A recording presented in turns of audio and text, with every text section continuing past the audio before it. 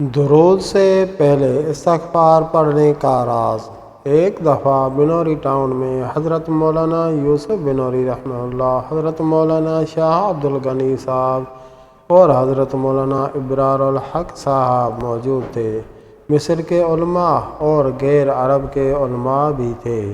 وہاں ایک سوال چلا کہ صاحب، پہلے ہم استغفار پڑھیں یا پہلے درود شریف پڑھیں؟ اس میں کیا ترتیب رکھیں؟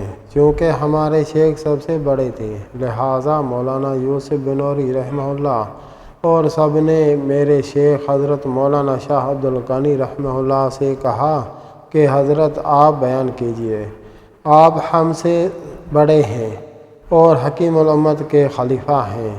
تو حضرت نے جواب دیا کہ اس کا جواب میں وہی دے رہا ہوں جو حضرت مولانا گنگوئی رحمہ اللہ نے جواب دیا تھا جب ان سے کسی نے ایسا ہی سوال کیا تھا۔ تو حضرت گنگوئی رحمہ اللہ نے جب فرمایا تھا کہ تم کپڑا پہلے دھو گے یا پہلے عطر لگاتے ہو، یعنی گندا کپڑا ہو پہلے دھو گے یا پہلے اس پہ عطر لگاؤ گے؟